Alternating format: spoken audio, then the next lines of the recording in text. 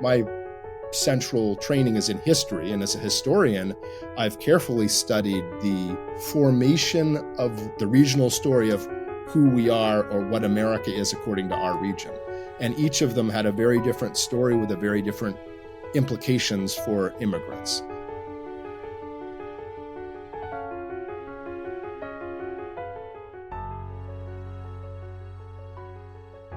Hi everybody, my name is Doug Barr, and it's my pleasure to welcome you all to the St. Helena Forum for Innovation and Creativity. The Forum, as most of you know, is an educational nonprofit with a mission to entertain, inform, and inspire by presenting a broad mix of humanities-based programs. Immigration can be an explosive political issue, but rather than contemporary politics, we're interested in events that predate not only political parties, but the Republic itself. What we hope to discover in today's program is how our country's current polarization is based upon historic regional lines. To comprehend why, we need to go all the way back to the way the continent was settled in the 17th and 18th centuries by rival colonization projects and settlement streams that substantially affected the geography of immigration in the late 19th and 20th centuries, when attitudes about American identity and belonging experienced a dramatic reboot. To help us understand what exactly that means, we've asked our friend Colin Woodard to join fellow journalist David Freed for what assuredly will be an important and timely conversation. Colin graduated with a BA from Tufts University and completed his master's in international relations at the University of Chicago.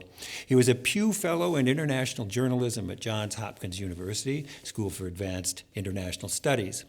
As a state and national affairs writer at Portland Press Herald and Maine Sunday Telegram, he received a 2012 George Polk Award, was named Maine Journalist of the Year in 2014, and was a finalist in the 2016 Pulitzer Prize for explanatory reporting. A longtime foreign correspondent of the Christian Science Monitor, San Francisco Chronicle, and the Chronicle of Higher Education, he has reported from more than 54 countries and 7 continents. In 2021, Colin was named a visiting senior fellow at the Pell Center for International Relations and Public Policy. He's the founder and current director of the Pell Center's Nationhood Lab. Woodard's work has appeared in dozens of publications, including The Economist, The New York Times, Smithsonian, The Washington Post, The Guardian, and Newsweek. Woodard has been featured on CNN, The Rachel Maddow Show, Chuck Todd's The Daily Rundown, PBS NewsHour, and NPR's Weekly Edition.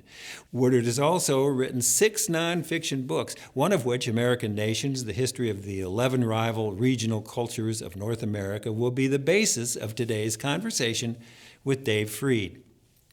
Dave, as many of you remember, is a screenwriter, novelist, and former award-winning investigative journalist for the Los Angeles Times. He shared in the Pulitzer Prize for the newspaper's coverage of the 1992 Los Angeles riots and was an individual finalist for the Pulitzer Prize's Gold Medal for Public Service, the most prestigious award in American journalism.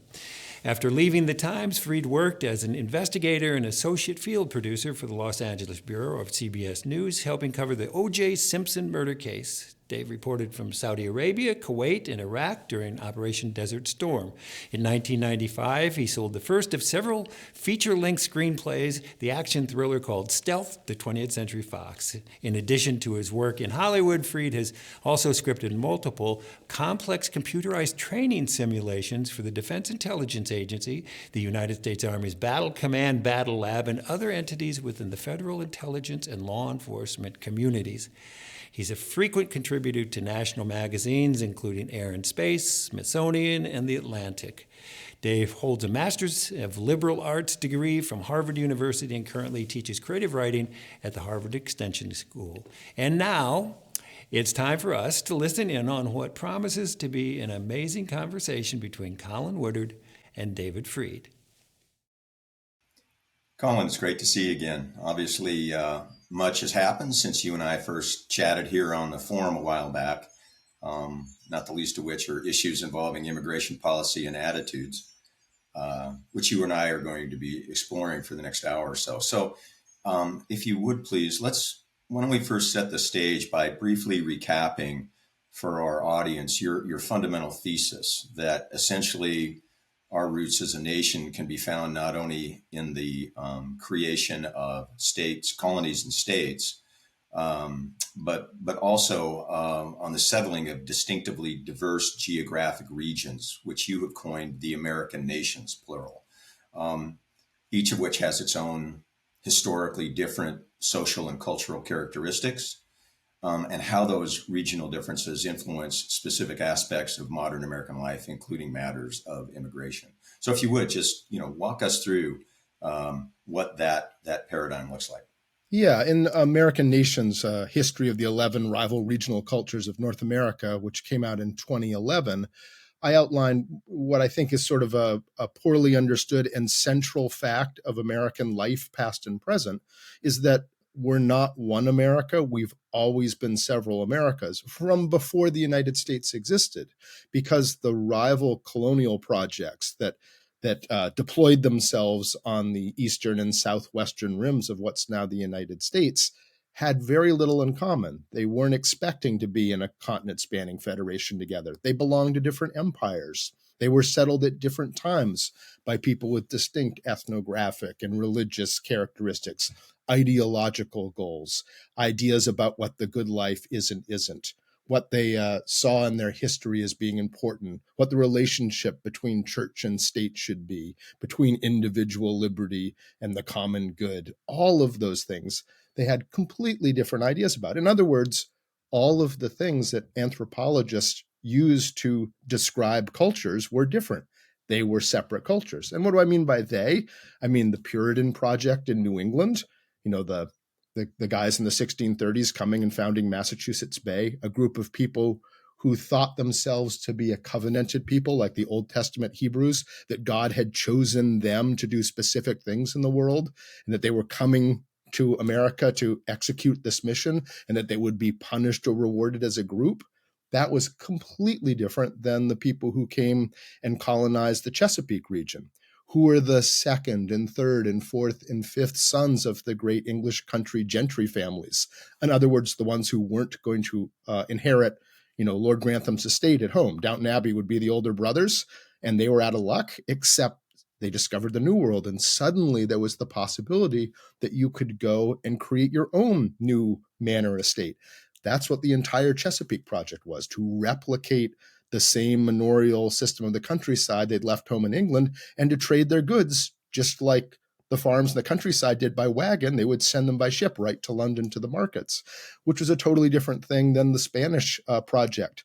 South to north colonization from New Spain into what's now the southwest of the United States, which was, almost like lunar bases. They were so far from the centers of power and technology and transportation within that empire that the normal order had to change, and created a very different society than even the rest of what's now central and southern Mexico, or the Deep South, which was colonized not by Puritans on a religious mission or conservative, manor estate aristocrats, but by slave lords, English slave lords from the island of Barbados, who'd run out of room for their vicious slave system and deployed it in the 1670s in the subtropical lowlands of what's now the United States.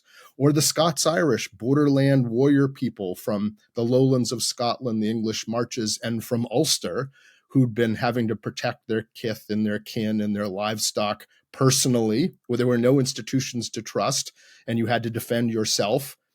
This warrior peoples came and were settled, or sometimes intentionally recruited to settle the back country, which was then the Appalachian frontier, to protect the effete, wine drinking, Volvo driving people of the established colonies, to protect them from the indigenous people whose land was being taken. Just as Queen Elizabeth I had used lowland Scots people and deployed them to Ulster to put down the Irish indigenous resistance movement there. And they were very good at it and formed a completely different culture with totally different attitudes about liberty and freedom and all of the rest. So the point is that each of those colonial projects not only took hold and had completely different characteristics and were often enemies and rivals of one another, they fought on the opposite sides of even intra-English wars, like the English Civil War in the 1640s. They took different sides in the Glorious Revolution of 1688-89, which was a massive event in English history.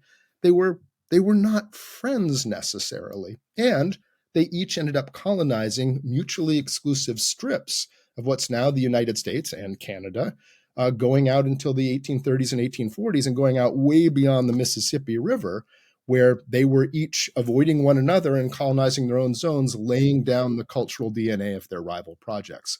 To the extent, and here's the surprising part, that if you know the rival settlement bands in geography from which you can map the colonial nations, if you will, of North America, you will see that map echoed at a county level in today's election results, in midterm results in a particular state, in maps of the prevalence of diabetes, of COVID-19 vaccine rates, of COVID-19 death rates, of gun violence, like we talked about last time I was here with you, and per capita gun deaths and gun suicides and everything else, in diabetes, preventable oral health issues, FICO credit scores, current household credit worthiness. I mean, it goes on because following from that are all sorts of things. Debates about the nature of the United States that propelled the antebellum period and the Civil War and Reconstruction and the Jim Crow era.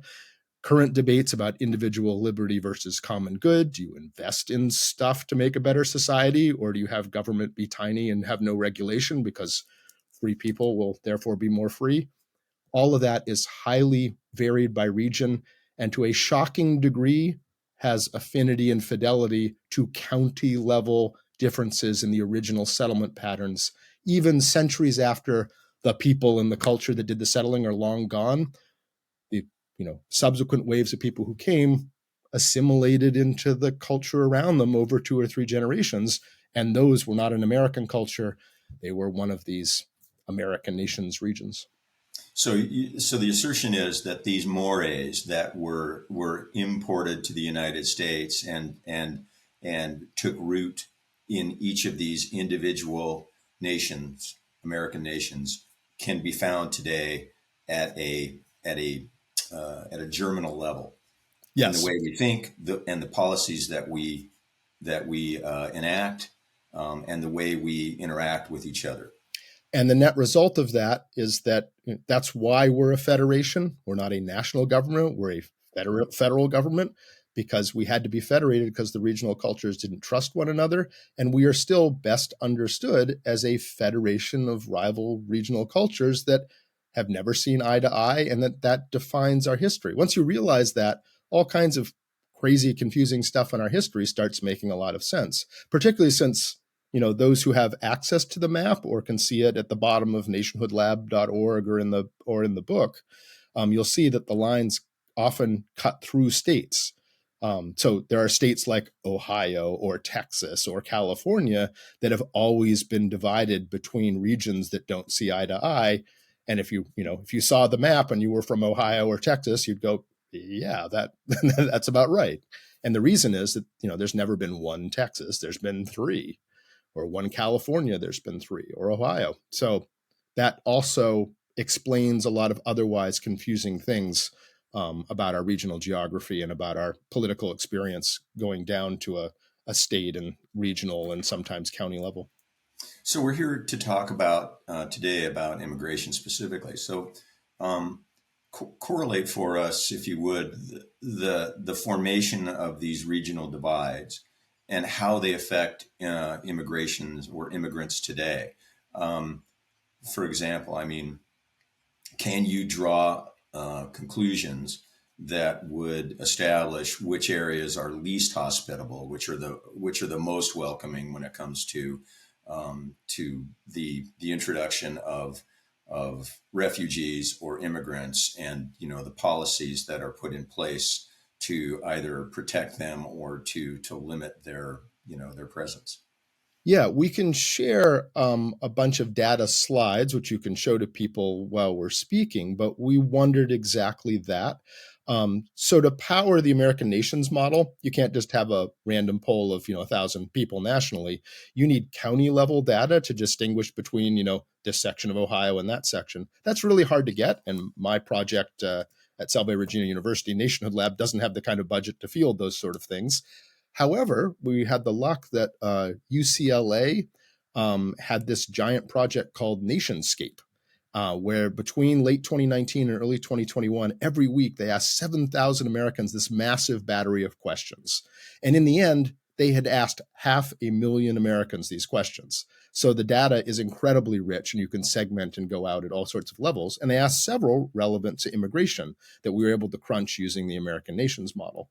And the answer is there is significant differences in the way people in the different regional cultures look upon various immigration issues. They asked in the Nationscape poll, do you want to build the wall? Do you want all illegal immigrants, 20 million people, to be deported? Do you support the Trump administration circa 2017, 2018 policy of separating children from their parents at the border to terrorize them into, not entering the country? The answer in general is Americans like a lot of things, like abortion and all kinds of climate and things you ask about. They're not as far apart as our political leaders would suggest, but there is significant difference. You have regions where a narrow majority or a plurality supports tough lines on those immigration questions in Deep South, Greater Appalachia, the area in Cajun country in southern Louisiana called New France. The sort of Dixiest regions, which are the most conservative, are the places that register, it's 50-50 or plurality supports a hard line. All the other cultures, it's the other way around. When you get to a place like what I call the left coast, which is the Pacific strip of the West Coast, starting around Monterey, California, and going actually all the way up through British Columbia to Juneau, Alaska, the strip that is on the ocean side of the mountains of the Cascades and coastal mountain ranges, that was settled by a different group of people than the interiors of California and Washington and Oregon and British Columbia and Alaska. And that region is very liberal on immigration issues, as is the area the Dutch settled originally around what's now New York City, which has always been a multicultural, pluralistic, and immigrant-driven society. So we saw those gaps. And then there's other things that scientists have done. Social scientists working at a state level have categorized states exactly as you were describing and asking. There was this group led by, I think it's Samari et al., who used a whole mess of state level policies. Like, okay, the Nationscape told us what the public thinks. What do leaders in the states actually do? And they took this massive battery of state level legislation, regulations and stuff, and created a way to code and index it, and rated each state on whether it was, inclusive or hostile to immigrants or going out of their way to welcome them. And the pattern at the state level, you can break out the American nations regions and know which states are controlled and which ones are split at different levels. But basically, it was if you're in the interior West or you're in the South, that's where the places that were most hostile to immigrants in their policies would be. Whereas the areas around New York City, the areas of the upper northeast tier of the country settled by New Englanders and their descendants originally colonized, the upper Great Lakes states, New England, upstate New York, and the Pacific states all are the most lenient and friendly generally. So that matches together. Then the question starts becoming, well, why? Well, why should there be that variation? Where does that come from? Which is what the core of the research we really got into was trying to answer. Why are those divides? And if most Americans are relatively pro-immigration, why do we have this massive anti-immigration force, which only seems to be concentrated in certain regions? How does that all play out? Where does the geography of anti-immigrant feeling come from, historically speaking and culturally speaking, as a phenomenon? If I'm not mistaken, the data from that UCLA study was current to what, 2020? Early 2021. So it may have drifted further in the past 3 or 4 years, but that's the richest set we have. But if you then take that and match it to events on the ground, it still seems to give you a pretty consistent look. So it's a snapshot of, at the end of Trump's first administration, where were people at? Think of it as the last year and a half of Trump ending with January 6th. And that was the moment where they kind of captured this massive look at Americans and what they thought. And then the Samari thing at the state level, I think, is a couple years later, if I recall correctly.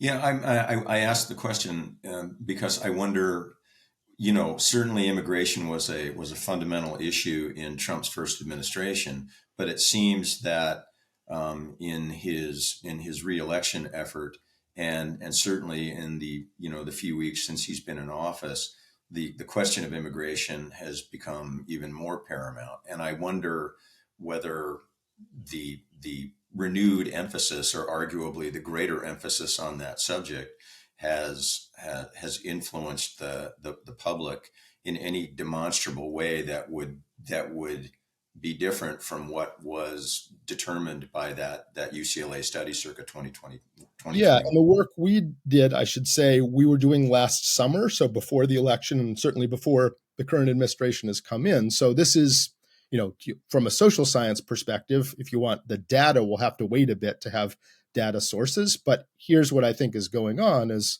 I'm in the end, a scholar of authoritarianism, liberal democracy, and how do you protect a country and foster a liberal democracy, small L, small d, a society devoted to trying to make individual humans as universally and sustainably free as possible over time, against ethno-national authoritarian and fascist movements which seek to define a country where a particular subgroup of the country belongs to, and everyone else is there to serve or at the privilege or subjugation of that group, a Herrenvolk democracy, or as it were. And those are long traditions, unfortunately, in the United States.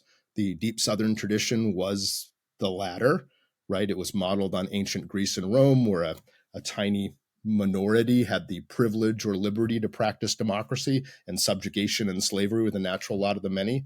That's how ancient Greece worked. That's how ancient Rome worked.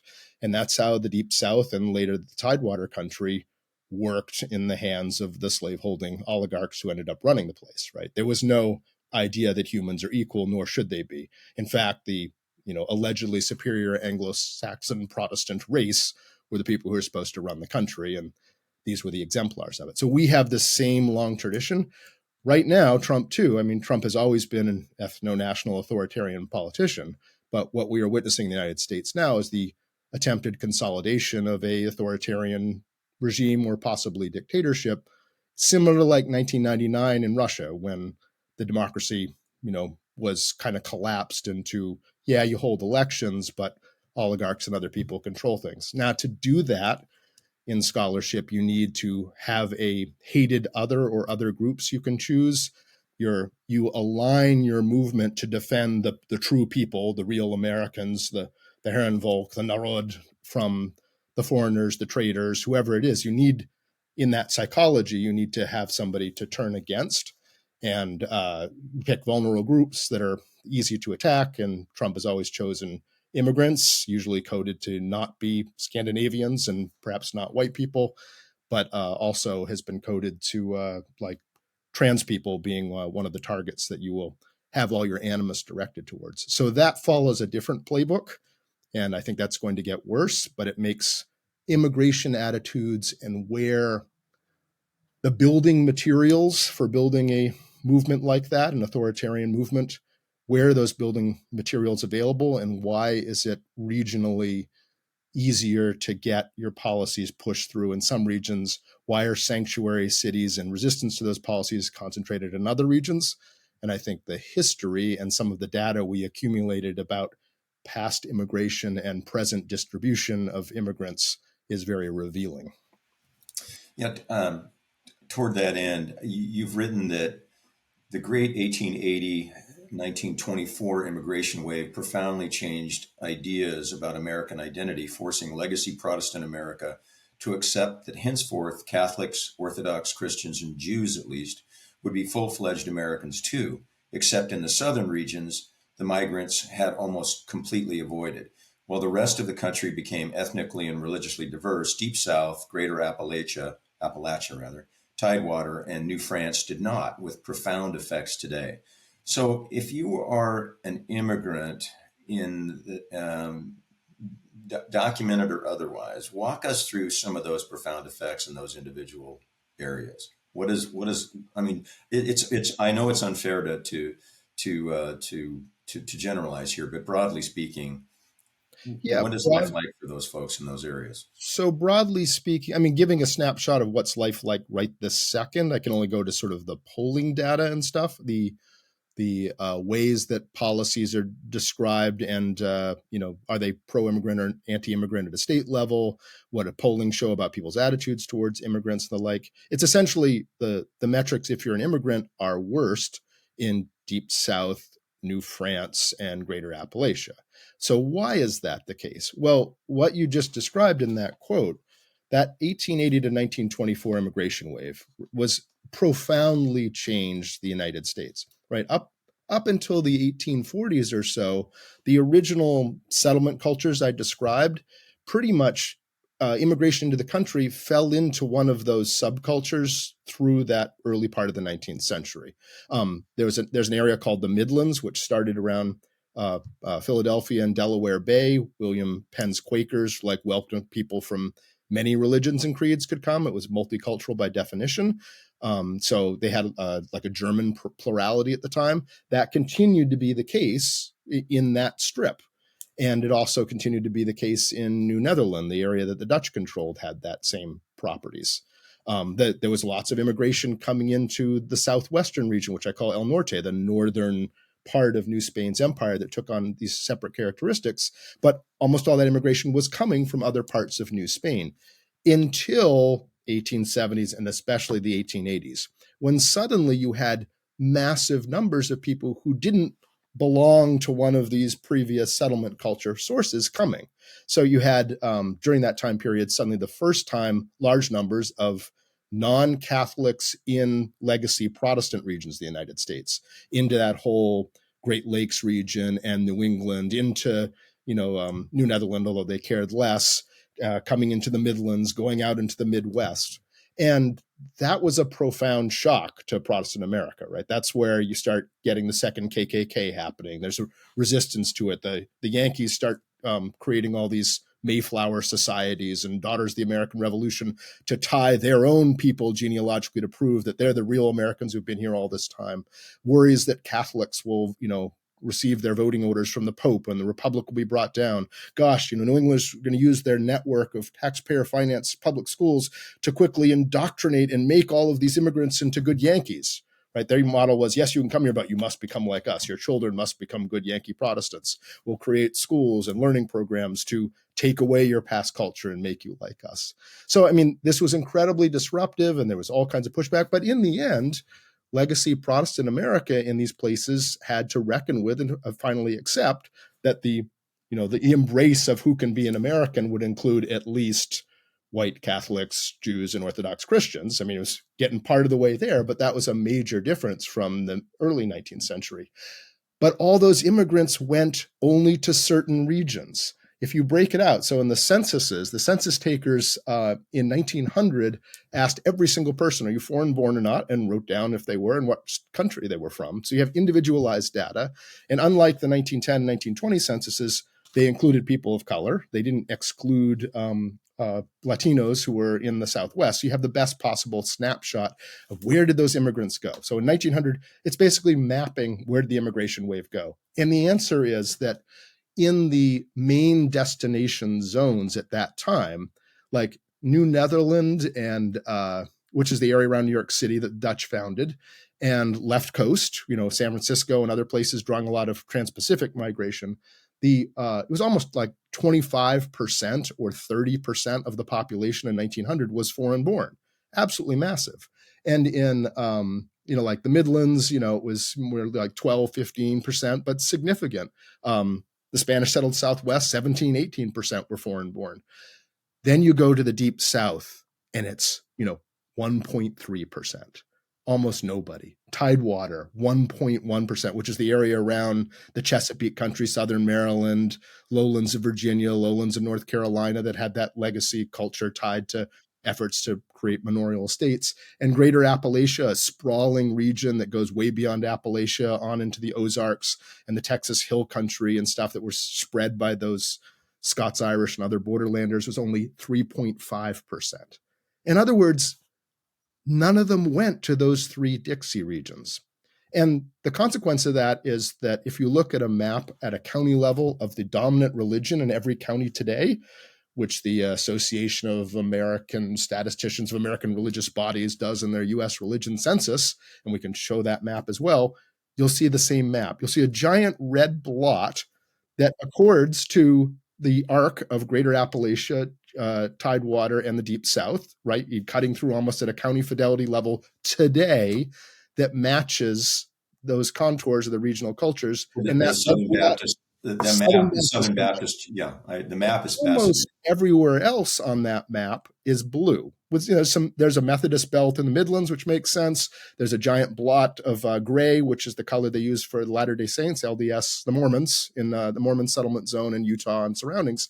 But most of the rest of the map is Catholic, which was by far the largest religion, the marker religion of that great 1880 to 1924 immigration wave, whether it was coming south to north from Central America and what's now Mexico, or whether it was coming from Europe. And so what you're seeing there is essentially there's one zone of the country where the idea that being a Protestant, evangelical Protestant, and being American are one and the same in your day-to-day experience. And all the other regions, it's absolutely and obviously not been the case on the ground in your school, in your neighborhood, in your workplace for 8 generations. What does that mean now? Well, it means 2 things. First of all, Christian nationalism, in capitals, that's a movement, more of a political movement than a religious movement that scholars study, but it's essentially people who believe that the United States was founded by and for evangelical Christians, really white evangelical Christians, and that they should be running the country, and it should be run for them, and should be run under the tenets not of the Constitution in the end, but of the King James translation of the Bible ordered in the early 17th century. And that's also one of the biggest sources of Trumpism support is from that group of people. 85, 90% voted for Trump in the last election. They also only exist in that region because nowhere else could you come up with that idea because your day-to-day experience is of a much more pluralistic society. So that instantly has electoral map significance. The other thing that it means is if you look now, like repeat the exercise I described for you for the 1900 census and do it for the 2020 census and compare the differences. That gets really revealing as well. So I described how New Netherland and Left Coast had 25, 30% foreign born in 1900. They still have about the same, those 2 regions. 28.2 for New Netherland around New York City, 21.4% for the Pacific zone, El Norte, 23%. Those were high immigration regions, and they still are. And support in all those data sets I described you before for immigrants is still very high there. In other words, places that have always had lots of immigrants like immigrants and are supportive of immigrants and immigration. Places that used to have a lot of immigrants in 1900 include Yankeedom in the Midlands. Yankeedom is like, New England, upstate New York, and the upper Great Lakes states, more or less. The Midlands is like the top strip of the lower Great Lakes states, Iowa, some of the heartland, and then tracing back to Delaware Bay, parts of Pennsylvania, northern New Jersey, parts of Maryland. Those 2 regions went from being, 12, 20% to being only 9% today, foreign born. Those places are kind of in the middle. If you look at all the graphs of immigration opinion, they're not sure, right? They're kind of, relatively friendly to immigrants, but not all that friendly. And then there's a third category, the places, those 3 Dixie regions I described, where there were almost no immigrants before, and now there's a lot of them. The Deep South, remember I said had 1.3% foreign born in 1900. It's now 10.4%, meaning today the number of foreign born people in the population is higher than Yankeedom in the Midlands, which used to be big immigration zones. Ditto for Tidewater, 12.5%. Even Greater Appalachia is 8.2, up from like 3.1. These are places that didn't have immigrants and really only since the late 1990s have started to have them. So in those regions, those are the regions where suspicion and anti-immigrant policies and attitudes are highest in the country. And I think that's no accident. Places that don't have a history of multiculturalism and suddenly have a lot of immigrants, and that's because of the change in labor markets, right? You had the Rust Belt effect in the north in the 70s, and Yankeedom in the Midlands And a lot of those jobs went to low wage, anti-union locations in the greater Appalachia, the Deep South. They later went, with NAFTA and other things overseas, but manufacturing moved to those areas, and suddenly you had labor shortages, which immigrants started responding to. So you started having large numbers, especially of Latino immigrants in rural deep southern communities, going to man the food processing plants and the chicken processing plants. Great, you needed their labor, but the knock-on effect, if you look at the data and you go back and look at newspaper clippings and you start looking at attitudes and things politicians are saying, that's a difficult situation when you're used to being homogenous and suddenly you're not. So a lot of our, current immigration geography, and therefore how things work in Congress and on the map, is tied back to the differentials in that great immigration wave. And now, but I should say one more thing, I call it the 1880 to 1924 immigration wave because in 1924, at a time when I think it's fair to say ethno-national authoritarians ran the federal government in the 10s and 20s, they passed a brutal immigration law in 1924 that was designed explicitly to defend the Anglo-Saxon character of the country. And it created racial and ethnic quotas to favor, Norwegians and Scandinavians and British people, and to keep out as many Catholics, Orthodox Christians, and certainly people of color out of the country. And that prevailed from 1924 to 1965, when a new Immigration Act in the Civil Rights era opened the gates of America to humanity at large.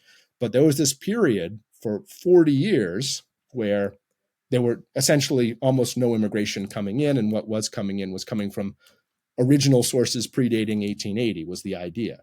So 65, it changes, but the real effects of that don't come till the 90s, both the buildup of families and people starting to come from other parts of the world. And it's the reaction to that change and the regional differences in that reaction that explain much of our religious geography, and therefore the geography of Christian nationalism, and therefore to some extent the power of Trumpism in this particular element when you're trying to consolidate an ethno-national regime, immigration issues and identity issues tied to some sort of imagined, real Americans becomes extremely relevant. So I'm fascinated by the data set that shows this exponential growth of immigrant population percentage-wise in the Deep South. And if I understand your explanation, it is largely predicated on the unemployment opportunities, the people who are going to work the food processing plants. Absolutely. How historically has the opportunity for unemployment squared with the notion that there is not only strength in numbers in terms of immigrant populations, but also comfort in numbers? If I'm coming to the new world and my forebears have already told me, okay, you're going to be welcomed in this area perhaps more than you are in others, what would compel me ultimately to settle in one place versus another? Yeah, an excellent question. And that's, people ask, why didn't immigration cause your regional cultures to disappear? And it's exactly this. Immigrants didn't come blindly. It was a huge life decision at that time, you were leaving for good. You're leaving, you probably never see your home again, and you're going to this strange land.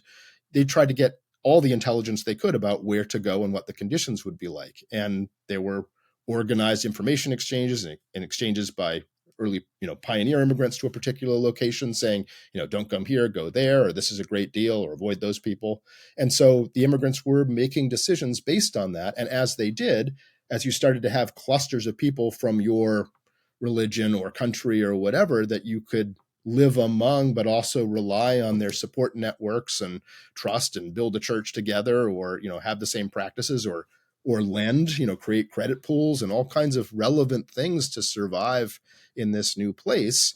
They started clustering. Once you had, a certain number of people established, the chain migration has some truth. People go to where you can also find people from your community who can help guide you and maybe already own businesses that will hire you and all of the rest. So that did happen. And the contours were that in the 1880 to 1924 period, the economic, your average immigrant from Europe was leaving a feudal environment where it was no longer possible to survive in the countryside.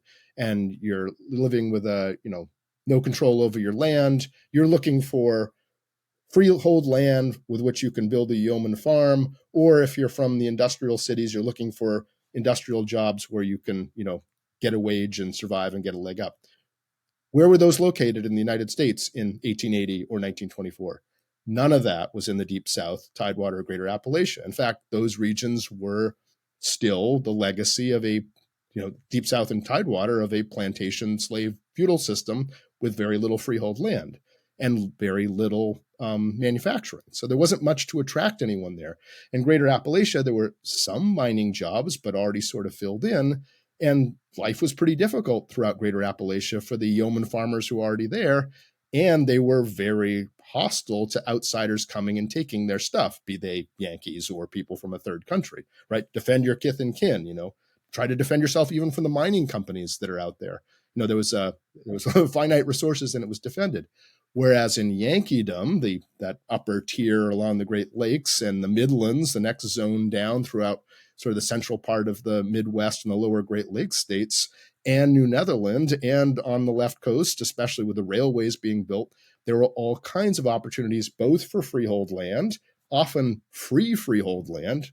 That's why the far west, the interior west, was filling up, because the federal government gave the opportunity to just get free land and be recruited with a through steamship and railway ticket from Germany. You could buy a ticket in Germany and be sent on a subsidized ticket all the way to Nebraska or wherever the railroad wanted a new town, and you could be whisked right there. All the opportunities were in those locations, and people knew that and clustered. And then especially in the Midlands and New Netherland, where there wasn't the Yankee-like requirement, there wasn't the melting pot, right? The Yankees were the melting pot society. You can come here, there's great jobs, but we're going to keep bugging you to become like us. We're going to take your kids and give them a Protestant catechism. We're going to, try to train you to do things the way we do them. Midlands and New Netherland, no. Come here, keep your own culture. That's great. We're many cultures living side by side with a shared political identity. Come keep your church that does this and that. Go have your school in some weird German dialect. Knock yourself out. Have your newspaper in Dutch.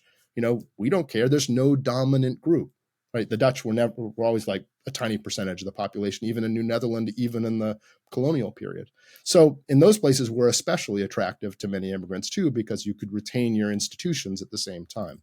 And that created an increasingly varied landscape, again, excluding the Deep South, Greater Appalachian Tidewater, which in the 1880 to 1924 period, people were fleeing, right? You had the great migration of African Americans were leaving the oppression in those regions to also find the same jobs immigrants were trying to find in these industrial centers like Chicago and Cleveland and Dayton and elsewhere, Boston, New York. So that there was a place losing population, not gaining it. So I love your use of the term "knock yourself out." I mean, in terms of like Dutch language publications and so forth. Right, Dutch, Danes, whatever it is. Yeah. That sort of tolerance or willingness to accept the fact that these people are not wholly assimilated into the so-called melting pot.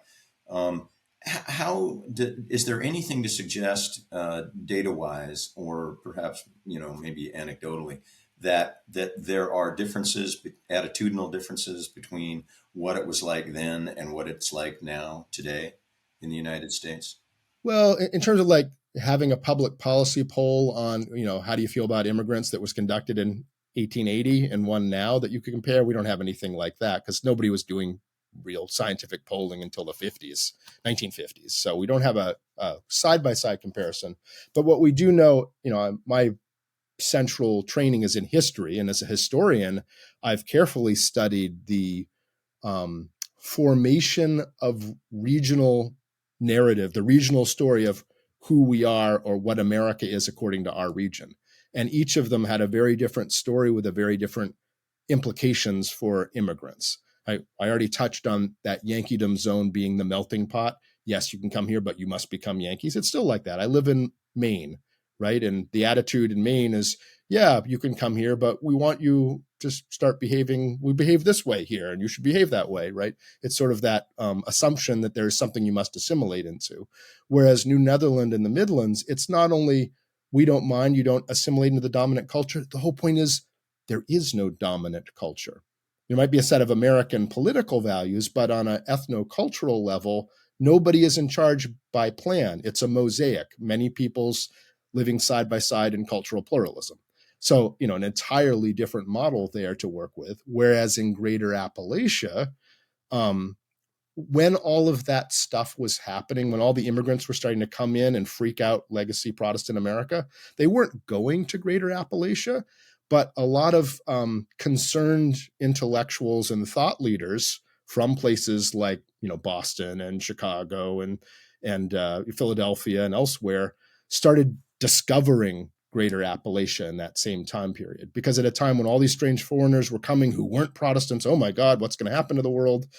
They went out into the backcountry, into these hollows and places that had been forgotten in Appalachia, and discovered these people who they believed were living like the original American settlers, that these white Anglo-Protestant British settlers had shown up, ended up in bleak environments, lost in the hollows of Greater Appalachia, and were still supposedly speaking Elizabethan English and practicing the old-time religion from centuries before, and using the technologies, having the attitudes and social mores of an untainted American people that here in amber, frozen in amber, like an archaeological find, we had discovered our ancestors unsullied by all of these foreigners coming in, right? If you wanted to find real America, pure America, it was these Appalachian people who, through no fault of their own, were trapped in a low resource environment and, weren't able to thrive the way that Protestants ought to, because we're, the unspoken parts were the superior Anglo-Saxon race, right? But that created a mythology that was pushed in the Atlantic Monthly. There were institutions set up. The thought leaders of the age promoted this idea of a real Appalachian people. And that has taken hold to some extent within Greater Appalachia. That's the place we're real Americans, right? Real Americans are here in Appalachia are us folk who are white and evangelical, and we're untainted by the corrupting influences of the coastal cities and peoples and all of that. So that goes back to that great immigration wave. And there's still something to that, right? It's still a region that is concerned about outsiders coming and taking their stuff, but also where diversity is sometimes a new thing that is, shakes things up. So that was all at play when you go back as a historian and look at like immigrants' accounts of trying to move into those areas, because there were jobs at the mine and the coal fields that were built in Appalachia by external companies and the railroads to get there, and they needed workforce and they didn't have enough. So they were actively trying to get immigrants to move to those places. They were actively trying to get African Americans fleeing the caste system in the South to move there. But if you read the accounts of those people, there were all kinds of cultural turbulence that made it so that very few stayed. I mean, they would be a blip in some of Greater Appalachia with a lot more foreign-born people and a lot more African American people during that coal period, but a lot of them left because they couldn't stay on. It didn't make sense to stay on. So we know sort of with historical evidence, something about the push-pull in the 1880s, 1890s, 1900s, even if we don't have like polling data to look at it quantitatively. So you've written, I mean, again, toward that end, that people in regions that have always been prominent immigrant destinations have positive feelings about immigrants. But people in regions that have recently become such, after having few, if any, foreign-born residents, are more likely to see them as invaders. This analysis definitely tracks for Deep South and Greater Appalachia. I mean, so and then there's that third group that's in between that used to have immigrants and doesn't now, and they're kind of in between. Like, right. you can lose with immigrants. I know you are a classically trained historian, and but from a sociological perspective, I mean, what explains this phenomenon? An innate primal fear of strangers, or people who physically don't look like you, who may be from another tribe, who have arrived to take your stuff. What explains? Now you're getting into a really important element of I study, like I said, authoritarianism and liberal democracy, and not Americans, humans are. Identity is really important to us, right? We started out as, little bands of primates who group together to fight the other bands of little primates and little proto-humans, right? And so you might compete within your band, but your band had to cooperate to defeat the other band. And we need that band, like our, people who study, like childhood development and human psychology. There's an entire literature about how much we need to have our identity in our group. We're pre-formatted. If we don't get it, you start hunting around for it. Teenagers are like shopping for what their identity should be. And we have multiple identities at once, New Yorkers fan, Roman Catholic, New Yorker, American, we have multiple ones, but we need them, and we need them desperately. And if your identity feels under threat, a core identity you have is under assault, that's incredibly frightening to people. And so if you're an English person living in a small town in the English Midlands, and your country joins the EU and has freedom of movement, and suddenly in your little town where you've always done the English Midland thing, there's all these Poles and, Czechs and Romanians who, when they show up at the pub, don't behave quite the same way, or, don't drink their tea in the same fashion, and they're all over the place. And suddenly the one place where you can be this variety of Midlander is under siege because there's nowhere else. Or you're Switzerland, right? You're Switzerland. If Switzerland had an open immigration policy, or Iceland, it wouldn't be Iceland or Switzerland anymore. That cultural diversity of there being a place called Iceland where all the Icelanders are would likely vanish if all of us could go become citizens of Iceland easily, which we can't because they know that, right? So there's a between a cosmopolitan liberal society where everyone belongs and the tribal nature of wanting to do your way of life in the place where your way of life is the homeland somehow. That is a powerful force. And when Midlanders in Britain felt that, they voted for Brexit. Terrible decision for their country, but they were acting to defend not an economic interest, but a deep held cultural one. And you can see that throughout history. The worst of demagogues from Adolf Hitler and onwards tapped on the notion that there's a corruption, destruction, a foreign vermin is trying to taint the bloodlines, the culture, the whatever, corrupting and destroying and betraying the people and their way.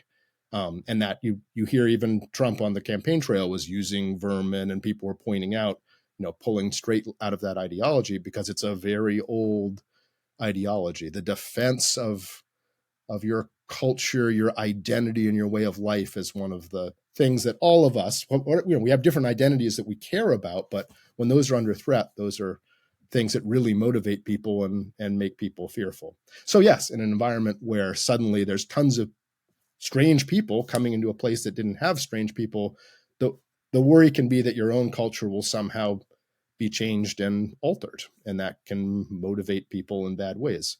Now, the problem, if you're the United States, Europeans can discuss these things. I'm a believer in liberal democracy and liberal values, but if my country is the land of the Magyars or the land of the Swedes originally, you have this like ethno base that, this is where we get to be Swedish and do the Swedish thing. We don't have that. So to be an ethno-nationalist in this country is especially dangerous because there is no Herrenvolk, there is no Narod, there's no one group that actually has a majority or even a large plurality when you cut into these identity issues. And to try to install an ethno-national definition in the United States requires authoritarianism and autocracy. That's why it's so particularly dangerous. The United States can only exist as a tolerant, liberal democracy committed to the values and ideals in the Declaration of Independence. It can't exist in other forms. Hungary can do that. I think it's bad, but they can do it. We cannot, or the country will shatter and we'll also lose the republic. So one would think that after, exploring some of these data sets that you've articulated so well in the last hour, that that the notion, the historic notion that America is this melting pot where, we take the best of every culture and, there's this ultimate homogeneity where we become superior to every other people, that's somewhat of a misnomer. And yet you write that that by and large Americans continue to see the country as a nation of immigrants, and that they reject the notion, of anti-immigrant policies. I guess the you know the issue being the one of legality or illegality, entering the country by process rather than sneaking across a river or a border. Yeah, you Um, get big changes in that. Like in New Netherlands, people are actually very hostile to, you know, extra legal immigrants. They're like the questions about extra legal immigrants, they take a hard line, even though it's a pro-immigration place. So yes, that's you've identified one thing as the difference between legal immigration and illegal can suddenly separate the same individuals. But yes, and the melting pot is absolutely true, but only in two regions of the country in the area around New York City, the Dutch settled one, and in the Midlands zone. That is the legacy. That's why we keep referring to it. But it is absolutely not the legacy in Yankeedom or the Deep South or El Norte. Those are regions that didn't have the same ethic. Maybe far west, sure, but much of the reason that we argue over what our story is that the different regional cultures had different stories, and each of them assumed that that was the broader American story. so if you had to look in your historian's crystal ball, where do you see all of this going? I mean, what do you predict for the future, of immigration writ large in America and in the Yeah. Americas? Well, I mean, I think it's all going to be a subset of a broader question, which is whether the United States survives as a democracy or collapses into some Putin like state. And I think the verdict's very much out on that, and immigration will be a subset of the verdict on that, one way or the other. We live at a precipice. There are everyday major violations of Article 1 of the Constitution taking place. It's unclear if anyone's going to stop those things. And once rule of law is out and the constitutional processes are no longer at work, anything can happen, particularly if the regime that's consolidating is consolidating on ethno-national terms, where the motivating force is to demonize immigrants. And it seems very clear that this one is. I mean, they just, yesterday, a Palestinian green card holder who'd led a protest at Columbia University in New York not only was just arrested for being in a protest, which isn't illegal, but disappeared. His lawyer can't find him. I mean, that's the start of really dark stuff. And whatever happens with immigration will be a subset of that. Now, I hope that that's not where we're going to end up. But the real question is, I don't think institutions are going to save us. I don't think our leaders are going to save us by themselves. I think, it depends on what the American people at large, how they react as more and more of them realize what is going on. The people are going to have to lead, and the leadership will suddenly follow to protect these things. Now, if we survive that and we remain a liberal democracy and our federation holds together, I think that clearly enough people are, if you look at just the polling and the data, people are concerned about extra legal immigration and that something needs to be done about that. And there was a bipartisan bill negotiated that Donald Trump killed in the last session of Congress that was pretty severe and would have done a lot of those things. For political reasons, we didn't get that, but I think the status quo is not acceptable. The resources available to make the immigration system function, even as currently written, aren't allocated and weren't even before the new regime came in. I mean, those are all. Everyone knows that the immigration system is broken and underfunded and doesn't work. So, we need an overhaul. Exactly what that looks like that's something for the public to discuss in a democratic process through our elected representatives. And I hope that we live in a world where that's where that can be conducted. But yes, I think everyone knows there needs to be reform of some sort. And I think most Americans embrace the idea that, people who work hard and follow the rules should come to this country and be given a shot. And most people back that in most regions of the country. And even in the regions where there's a plurality that's more draconian on immigration, it's still a narrow plurality. Huge numbers of people everywhere believe in that sort of American dreamish notion. But yeah, that's only going to be reflected through our policies if we live in a system where the people's views have some relevance to what happens at the policy level. Well, needless to say, interesting times ahead. Colin, it's As always, it's been a pleasure and an enlightenment. I really appreciate you taking the time tonight. Thanks much for your interest. Anytime. Thank you. Thank you, Colin. Thank you, Dave. Your conversation was incredibly useful as we try to decipher why Americans are so divided on immigration issues. Sadly, it seems that Emma Lazarus's words on the Statue of Liberty no longer resonate with many Americans. I sincerely hope this presentation helps us look at this issue with new understanding and compassion. Thanks to all of you in the audience for joining us. If you'd like to learn more about Colin's work, go to nationhoodlab, all one word, .org. Before we say goodbye, I'd like to thank the following people whose generosity makes the forum possible. And as we do, please stay with us to hear Emma Lazarus's poem, The New Colossus.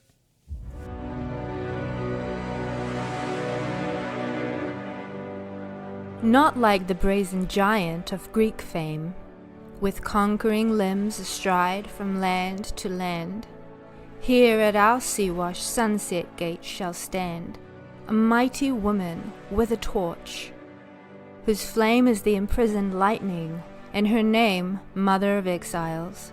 From her beacon hand glows worldwide welcome. Her mild eyes command the air-bridged harbor that twin cities frame. Keep, ancient lands, your storied pomp, cries she, with silent lips. Give me your tired, your poor, your huddled masses yearning to breathe free, the wretched refuse of your teeming shore. Send these, the homeless, tempest tossed to me.